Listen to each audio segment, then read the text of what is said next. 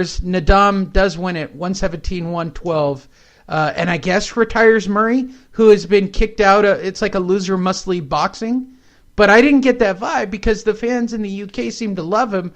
And I don't know why he just doesn't fight scrubbly doublies and go get an easy paycheck. He was still good enough to hang with Nadam. Boring fight, but he could still hang. Okay? That's when I started to set up 2 TVs at that moment.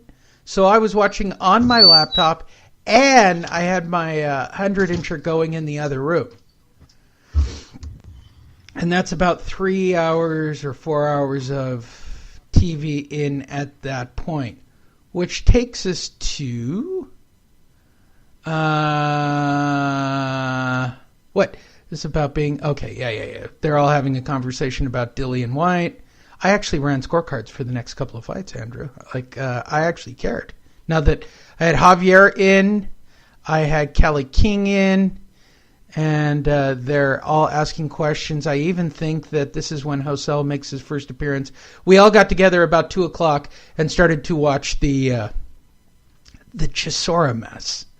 But and at the same time, I'm watching Warrington, which takes us to the Warrington fight. I will now switch to the show. That's a tongue twister. I will now switch to the... Hey, wait. Why are you fucking up my show? Why are you fucking up my show?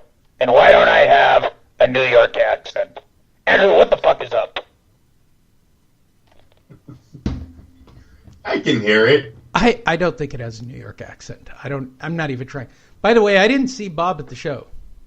And this was his with Frank Warren. Yeah, but it was in the UK. You think Bob doesn't give a shit during the holidays? He's just at home, drinking eggnog by the fire, getting handies from 70-year-old women who aren't his wife. Wouldn't it be great if Bob was still into just being a pervy guy from the 50s, drinking highballs by the fireplace? Instead of how I really picture him, because I've actually sat with him, a guy who needs somebody to clean off the soup from his lower lip. He checks into a senior assistant living house, more or less. I mean, he's a really good guy. His brain's all there. He comes, the limousine drops him off after the fights. Right. People just visit him. Josh Warrington says Carl's Frampton. They're all making fights during bingo time. They sit around. I work at those places. I love those. It's the best. Josh Warrington says Carl's Frampton wins in a, I don't know if I'd use the word war. I personally, as I watched this fight during the Dereck Chisora fight, thought that this was a lopsided fight. I thought Josh Warrington was just legit the better fighter, and it was apparent through the whole fight. I think Carl Frampton had moments of greatness, right? Final scores were 116, 113, 116, 112, 116, 112.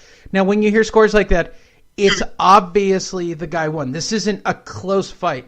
So why is the world... Let's start with this question. Why is the world in love with Carl Frampton? Well, he just had some good fights on the PBC, right? Remember we talked about him, the 2 fights with Santa Cruz. He had the fight with Selby, I believe it was. So these all got him the superstardom that he has over there.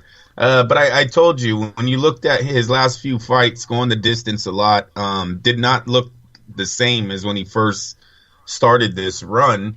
And that's why I went with Warrington in this fight. Just younger. He's an former Olympian himself. He's undefeated. He's fast. Yes. And what I was also surprised in is how he could stay in the inside with limited power. And it was actually winning the exchanges over Frampton. Like you said, it was kind of one-sided.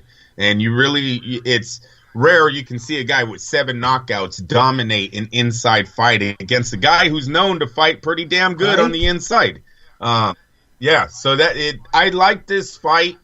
But, yeah, I was expecting a little bit more competitive rounds. Like you said, there was just too many rounds in between Frampton doing anything to say he was actually in this fight at all. Yeah, it was shocking to me because I was watching Chisora at the same time. I real-timed all the fights. That was very stressful on me. You can go see the photos at fightnetradio.com. So I had my laptop. I had the 100-inch with the Chisora preview. You know, they were only 2 rounds. Here's the part, and I said this during the fight. The Furious Five were having a debate of what you always have a debate. Who's Frampton going to fight? Blah, blah, blah.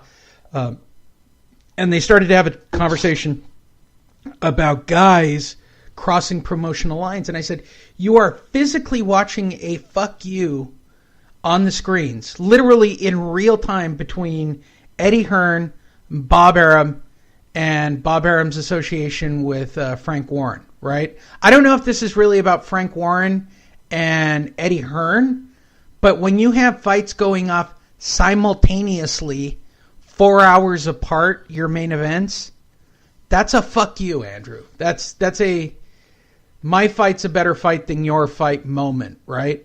I mean, that's just the way it feels to me. You're putting a heavyweight title fight, and it was whatever crappy belt and eliminator and other craziness they had going with the heavyweight fight, and Carl Frampton and Josh Warrington in this basically fight that, you know, the whole country is interested in because they're all emotionally invested in Warrington and Frampton. And Warrington-Frampton delivered. It's a good fight. I mean, it's a legit good fight. You know, my takeaway from the fight was Warrington is a phenomenal fighter, and you can't get old in the featherweight division. You just can't. And that's what I saw out of Frampton. He's just a guy who's... I'm starting to sound like I care about boxing again, Andrew. You're supposed to stop me. But it's just obvious. You cannot be an older guy and be successful at a featherweight division. You can't. The guys are just too fast. Warrington is just a beastly-ass stud who got headbutted because Frampton tried everything to slow this fight down. He headbutted. They're both clashing heads. He roughs him up in the corner. Warrington turns around and roughs him back. I mean, it was... You can't... I don't know how else to describe it. Like, I feel you can get away with it from maybe light heavyweight and up, but, you know, famously, what was it? The cruiserweight is Breazeale Hill, who was champion for, 15 years or something? Like, he was well into his late 40s defending his title, wasn't he? As cruiserweight champion? Yeah, Virgil. Yeah. And that's because it's a slower weight. You can get away with it. Right? Yes, yeah, you throw a lot more punches in the featherweight division. How can you be in your 30s as a featherweight? How can you stop these monsters? Well, you got to also put in there the list of competition he's fighting. You know, since 2015, he's only fought in champions, contenders, went 12 rounds in almost all of them. I mean, went 12 with Nonito Donaire, Leo Santa Cruz twice.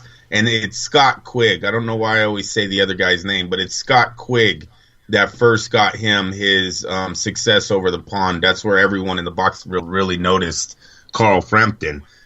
He went 12 rounds with him in a split decision war. That was an absolute war. So the Santa Cruz fights were wars. So no, he's 31. He's had multiple 12-round fights in the last 3 years. I think it took a toll on him. And Warrington, like I said, going in, just the fresher of the two. Sometimes you're just going to lean on the guy that's going to score more points.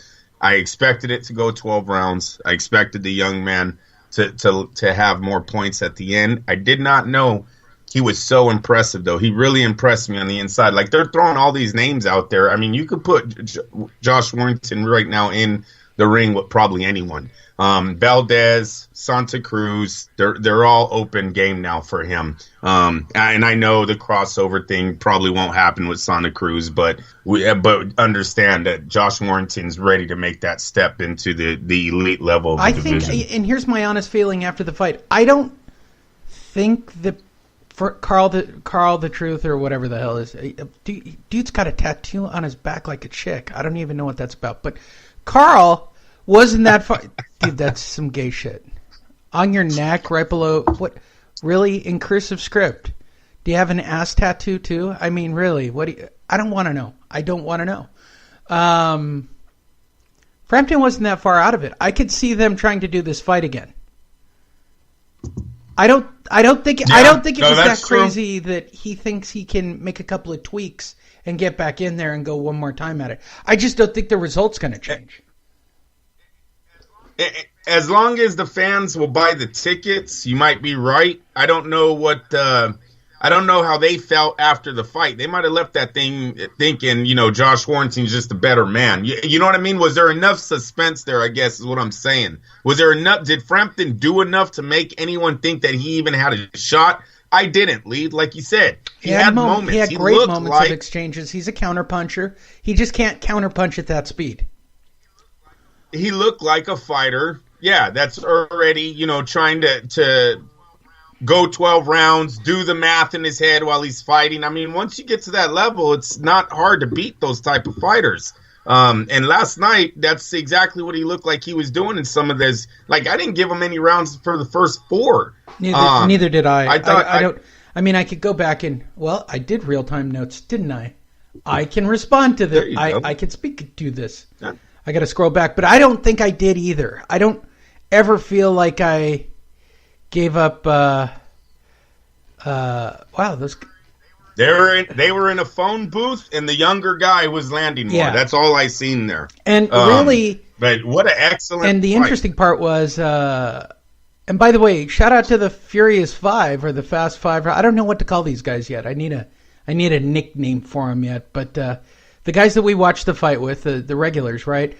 These guys were into it. Like, they wanted to know the outcome of this fight. Like, kudos to all of you who listen to the show. Clearly, you guys are not like regular fans. Like, you're really into this.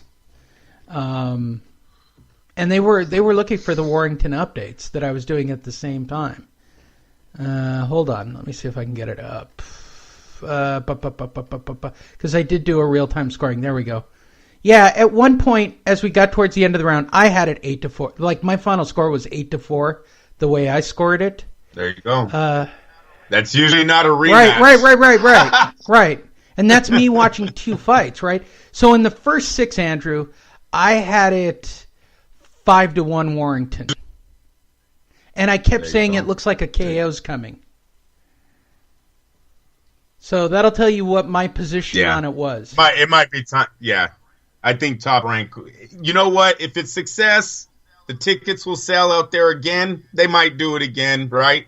But there really is no reason to have Warrington rematch Frampton. He can move on, make big money somewhere else. Did you get that feeling in the first round, just so we're on the same page? I said Warrington is a beast in round 1. Both threw really well, but it looked like Warrington could actually knock out Frampton.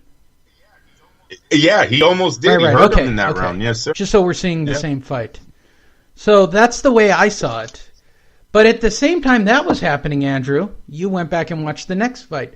Let's talk about the big Showtime card. Showtime. Welcome to Showtime. At the exact same time that fight was happening, and it was off by about 2 rounds. So it was about a 10-minute difference, right? Dillian Whyte takes on Dereck Chisora. Thank you. Chisora. I don't know why I can't talk today. Probably because I went to bed at 1:30 after watching. I went to bed at 1:30, got up at 7:30. I don't have kids like the rest of you. Like, God, you guys have a lot of kids. It's like 20 kids running around while we were talking boxing last night. I was trying to find out last night who killed Jam Master Jay on Netflix. Apparently, I'm emotionally invested in finding out who killed Jam Master Jay. I don't really care, but apparently, wasn't it a bookie? No, Ternard and Little D did it. That's my. Yeah, but wasn't it because of gambling? No, not gambling debt. Probably drug related, but I think it's because Little D and his dad, Big D, might have been doing side drug deals. There's talks about drug deals involved and side actions, but it's Ternard and Little D. I mean, that's... How sad. I didn't know he wasn't into drugs. He was trying to make some flips with drug money and do quick... like he was trying to maintain, right? So he's taking care of everybody. Jam Master Jay was such a good guy. He's literally taking care of everybody in Hollis. And you gotta, you're not